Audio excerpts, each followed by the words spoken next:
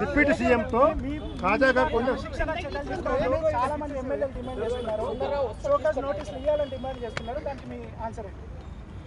ఏం మాట్లాడుతున్నా? అసలు మా సబ్జెక్టే నాది లేనే లేదు, ఎప్పుడు లేదు. మీకేం కావాలి? అన్నెసరీ క్వశ్చన్స్ ఎందుకు వేస్తారు సంబంధం లేకుండా? తాజాగా మీరు ఒక్క నిమిషం. నేను డిప్యూటీ సీఎం భట్టి గారింటికి వచ్చింది మా నియోజకవర్గ అభివృద్ధి పనులకు సంబంధించి పెండింగ్ బిల్స్ రిలీజ్ చేసేందుకు భట్టి గారింటికి రావడం జరిగింది. నేను ఆ హాల్లోకి ఎంటర్ అయ్యి లోపలికి పోతుంటే అక్కడ కొండ మురళి గారు అక్కడ కూర్చొని ఉన్నారు. బాగున్నారా అన్న అని పలకరించి నేను లోపలికి వెళ్ళిపోయినా. ఆ తర్వాత నా కొండ మురళి పలకరించి పోయిన తర్వాత నేను భట్టి గారితో మాట్లాడినా. ఆ తర్వాత కొండ మురళి గారు ఆయన కలిసి వెళ్ళిపోయారు అనుకుంటా. నేను వచ్చిన పని రాజకీయాలకు సంబంధం లేదు, ఈరోజు కొండ మురళికి సంబంధం లేదు.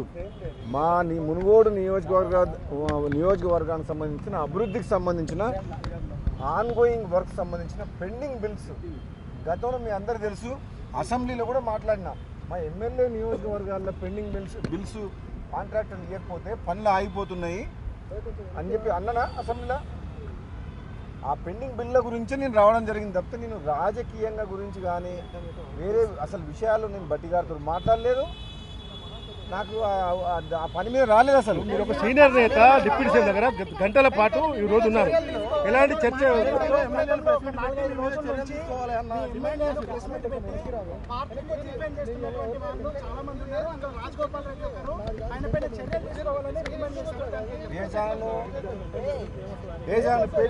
అందరం ఉన్నాం సార్. క్వశ్చన్ అడిగిన ఛానల్ పేరు అడుగుతారు. ఛానల్ ఏం పేరు నీ పేరు? సిద్ధు. ఛానల్ కొంచెం ఉల్టా సీదా కథనాలు పెడుతుంది. కొంచెం కొండా సురేఖను, కొండా సుష్మితని, రాజగోపాల్ రెడ్డిని కలిపి కూడా మీరు ఒక స్టోరీ ప్లే చేసిండ్రు. ముఖ్యంగా ఛానల్ తెలంగాణపై ఒక మీడియా సంస్థ నెలకొల్పి తెలంగాణ లీడర్లను కంట్రోల్ చేయాలని మనం అనుకుంటుందా? అది మీ మూర్ఖత్వం. నాలాంటి వ్యక్తి మీద కథనం ప్రసారం చేయాలంటే 1కి 100 సార్లు ఆలోచించండి. మీకు టీవీ ఛానల్ ఉంది కదా అని, పేపర్ ఉంది కానీ ఛానల్ లాంటి వాళ్ళు ఏది పడితే అది కథనాలు పెడితే మర్యాద ఉండదు, మర్యాద దక్కదు కూడా అని చెప్తున్నా. రాజగోపాల్ రెడ్డి గారు కాదు, ఎమ్మెల్యేలు మాట్లాడిరు. వాళ్ళు కథనాల తర్వాత ఎమ్మెల్యేలు స్పష్టంగా రాజగోపాల్ రెడ్డి ఇష్టం ఉన్నప్పుడు మాట్లాడుతున్నా చెప్పిండు. మీరు వినండి. ఛానల్ వాళ్ళు ప్రచారం చేసిన కథనం విన్నా. రాములు నీ గురించి మాట్లాడుతున్నా నేను. మళ్ళీ ఒకసారి చెప్తున్నా, ఏదైనా ఆంధ్ర మీడియా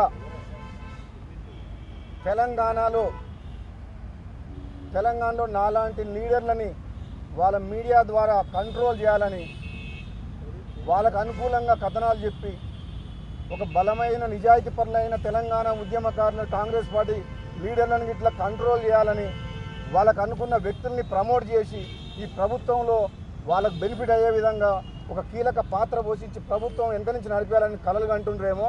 ఇది మంచి పద్ధతి కాదు అని చెప్తున్నా ఆంధ్ర మీడియా అందరికీ. నేను మళ్ళీ ఒకసారి చెప్తున్నా, సీరియస్ ఛానల్కు నువ్వు మళ్ళీ క్వశ్చన్ అడుగుతున్నావుగా చెప్తున్నా, మర్యాద దక్కదు. మళ్ళీ ఒకసారి జాగ్రత్తగా ఉండండి.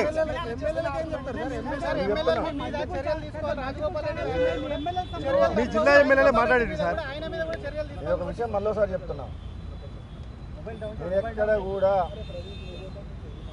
పార్టీకి వ్యతిరేకంగా,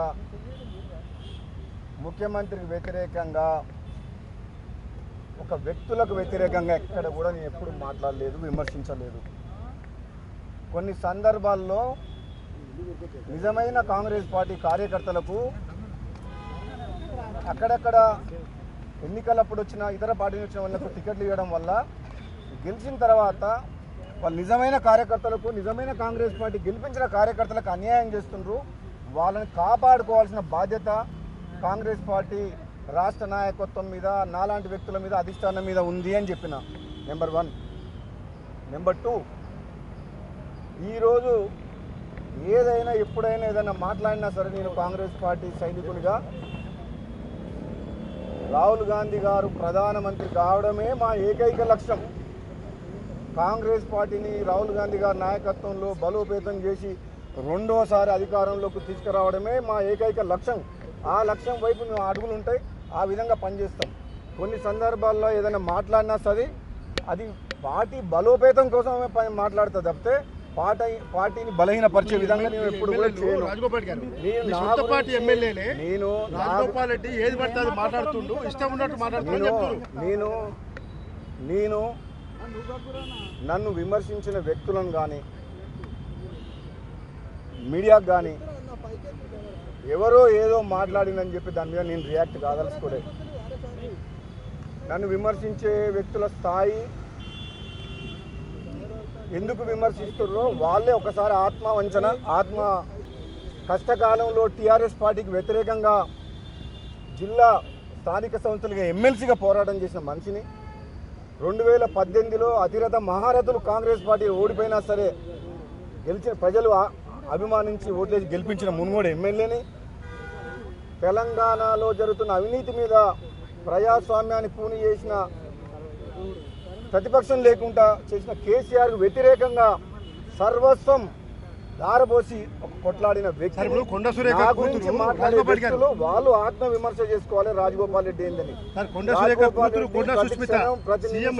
తెలంగాణ ప్రజల కోసం, పేద ప్రజల కోసం, నియోజకవర్గం తెలంగాణ అభివృద్ధి కోసం మాట్లాడే వ్యక్తిని, అవినీతి కోసం తాపత్రయ వ్యక్తిని, మానవతా దృక్పథంతో ఎంతో మంది వేల మందిని ప్రాణాలు కాపాడిన వ్యక్తిని నా గురించి వాళ్ళు మాట్లాడిన వాళ్ళందరూ కూడా వాళ్ళ ఆత్మవిమర్శన చేసుకోవాలి తప్పితే ఎక్కడ కూడా నేను పార్టీకి వ్యతిరేకంగా వ్యక్తిగతంగా ముఖ్యమంత్రి కానీ పార్టీలు కానీ ఒక్కరి వ్యక్తిగతంగా కూడా నేను ఎవరిని విమర్శించలేదు.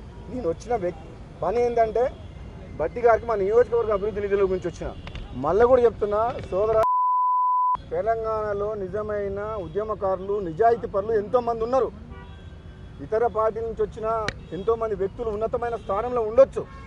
అంత మాత్రాన నిజాయితీకి నిలుటద్దంలాగా ఉద్యమంలో పార్లమెంట్లో పోరాటం చేసి కొట్లాడిన వ్యక్తులం అసలైన కాంగ్రెస్ పార్టీ రక్తం మాది. మాలాంటి వ్యక్తులని కించపరిచే విధంగా మాలాంటి వ్యక్తులను మా క్యారెక్టర్ని దెబ్బతీసే విధంగా కథనాలు వస్తే మాత్రం బాగుండదు అని చెప్పి హెచ్చరిస్తున్నాను.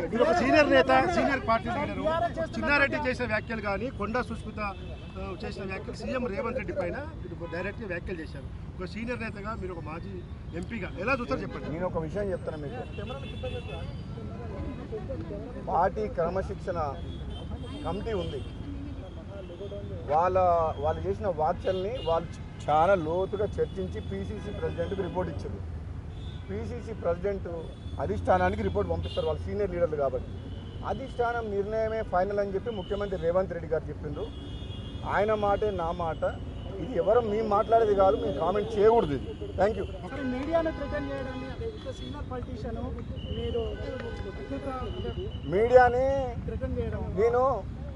మీడియా అంటే నాకు గౌరవం ఉంది, జర్నలిస్టులు అంటే గౌరవం ఉంది. కానీ మీడియా ముసుగులో తెలంగాణలో మాలాంటి రాజకీయ నాయకుల్ని కించపరిచే విధంగా, మా వ్యక్తిత్వాన్ని దెబ్బతీసే విధంగా ఏదైనా ఆంధ్ర మీడియా ఛానళ్ళు వాళ్ళ మీడియా ముసుగులో మమ్మల్ని బలహీనపరిచే విధంగా ప్రయత్నం చేస్తే మాత్రం మంచిది కాదు అని ఎవరికి చెప్తున్నా అంటే, ఎవరైతే చేస్తారో అందరికి చెప్పట్లేదు. అందరు మీడియా వాళ్ళు చెడ్డవాళ్ళు అంటలేను, కానీ ఎవరెవరు చేస్తుండ్రు, కొందరు వ్యక్తుల గురించి పనిచేస్తున్నారు. వాళ్ళు కొందరు వ్యక్తిని బలంగా తయారు చేసేందుకు నిజాయితీ పరులైన నాలాంటి వ్యక్తులను కూడా బలహీనపరిచే విధంగా కొన్ని ప్రయత్నాలు జరుగుతున్నాయని మన స్టోరీ చూసిన తర్వాత నాకు అర్థమైంది. అందుకని చెప్తున్నా, చాలా కేర్ఫుల్గా ఉండండి. అలాంటి ఛానళ్ళు మాకు కావాలంటే 100 ఛానల్ పెట్టగల శక్తి మాకుంది. పేపర్లు కావాలంటే 100 పెడతాం. మేమేం వాళ్ళ మీద డిపెండెంట్ లేవు. తెలంగాణ కొట్లాడి సాధించుకున్నాం. ఇంకా ఆంధ్ర మీడియా మీద డిపెండ్ అయ్యి తెలంగాణ రాజకీయ నాయకులు ఎవరు పనిచేయట్లేదు. మాకు మీరు సర్టిఫికేట్ కూడా ఇవ్వాలి. మాకు మీ ఆంధ్ర మీడియా ఛానల్ మాకు సర్టిఫికేట్ కూడా ఇవ్వాల్సిన అవసరం లేదు. మేము చెప్తున్నా, తెలంగాణ ఉద్యమంలో ఉన్న వాళ్ళ జోలికి ఎవరైనా వస్తే మేము బాగుండదని చెప్తున్నా. బీఆర్ఎస్ ఒక్కరే తెలంగాణ కోసం కొట్లాడలే. కాంగ్రెస్ పార్టీ ఎంపీగా నేను కూడా కొట్లాడినా. ఆ రోజు తెలంగాణ ఉద్యమం చేసింది ఎవరు? పార్లమెంట్లో కొట్లాడింది ఎవరు? ఇప్పుడు ఏబిఎన్ ఛానల్ ఎవరికి సపోర్ట్ చేస్తుంది? కొంచెం ఒళ్ళు దగ్గర పెట్టుకుని ఉంటే జాగ్రత్తగా ఉంటే మంచిది, లేకపోతే మర్యాద దక్కదు. మా కెపాసిటీ ఏందో చూపించినాం అనుకో, ఏ ఛానల్ ఉండదు, ఏ పేపర్ ఉండదు. 22A మీద బీఆర్ఎస్ పార్టీ చలో అసెంబ్లీ ఎట్లా నడుతుందో చూద్దాం, రద్దు చేస్తేనే అసెంబ్లీ పెట్టాలంటున్నారు. ప్రజాస్వామ్యంలో ప్రతిపక్షాలు అధికార పక్షం తీసుకున్న నిర్ణయాలని వ్యతిరేకించే హక్కు, విమర్శించే హక్కు, ప్రజల పక్షాన ప్రశ్నించే హక్కు ఎప్పటికి ఉంటుంది. మేము ఏదైనా తప్పులు చేస్తే సరిదిద్దుకుంటాము, క్షమించండి తప్పులు జరిగినాయని చెప్పి స్వయాన రెవెన్యూ శాఖ మంత్రి పొంగులేటి శ్రీనివాసరెడ్డి గారు మీకు క్లారిటీ ఇచ్చిండు. కాబట్టి హరీష్ రావు గారు ఎంత మాట్లాడినా సరే కనీసం ఆనాడు ప్రశ్నించే పరిస్థితి లేకుండా టీఆర్ఎస్ ఉన్నప్పుడు అధికారంలో, ఈరోజు తప్పు జరిగిందని మా మంత్రే స్వయంగా ఒప్పుకున్నాడు, భవిష్యత్తులో జరగకుండా చూస్తామని చెప్పిండు. ఇది ప్రజాప్రభుత్వం, ప్రజాపాలన. ముఖ్యమంత్రి రేవంత్ రెడ్డి గారి నాయకత్వంలో, రాహుల్ గాంధీ గారి నాయకత్వంలో మేము ఒక నియంతలాగా పరిపాలించుకోదలుచుకోలేదు. ప్రజల కోసము నిస్వార్థంగా నిజాయితీగా పనిచేయాలనుకుంటుంది ప్రభుత్వం. ఈ పేదల కోసమే పనిచేస్తాం. నేను చెప్తున్నా మీ అందరికీ కూడా, మేమందరం తెలంగాణ ఉద్యమంలో ఉన్నోళ్ళం. మా ఆత్మగౌరవం మాకు చాలా ఇంపార్టెంట్. మేము పదవుల కోసం అని చెప్పి మేము దిగజారాల్సిన అవసరం లేదు, ఏం లేవు. దాని తర్వాత కొంచెం నేను మాట్లాడిన తర్వాత కొన్ని లిబరల్ అయిపోతున్నాయి ఆ రూల్స్ కూడా. ఇందిరమ్మ ఇండ్ల విషయంలో నేను మాట్లాడిన తర్వాత కొన్ని రూల్స్ చాలా ఎక్కువ రూల్స్ పెట్టి కొన్ని సందర్భాల్లో మాట్లాడాల్సి వచ్చింది, మాట్లాడడం. దాంతో కొన్ని లిబరల్ చేస్తుంది. అది పాజిటివ్ మాట్లాడితే అది నెగిటివ్ ఉండదు. దాంట్లో నేను ఎవరిని విమర్శించలేదు కూడా. మీ విలేకరులు కొంతమంది లీడర్లని, జర్నలిస్టులందరికీ కూడా, మీడియా సోదరులందరికీ కూడా, ఎలక్ట్రానిక్ ప్రింట్ మీడియా సోదరులందరికీ కూడా, మీరు రాజకీయ నాయకుల్లో కొంతమందిని నిజాయితీగా పనిచేసే వాళ్లకు నష్టం చేసే విధంగా ఎటువంటి కథనాలు కానీ మీ టీవీ ఛానల్ రేటింగ్ కోసం అని చెప్పి, మసాలా కోసం అని చెప్పి దయచేసి ప్రసారాలు చేయొద్దు. నిజాయితీగా ప్రజల కోసం నిస్వార్థంగా పనిచేసే నిజాయితీ పనులను మీరు కాపాడాలి, వాళ్ళని గౌరవించాలి, వాళ్ళని ప్రమోట్ చేయాలని చెప్పి మీ మీడియా సంస్థలందరినీ కోరుకుంటున్నాం.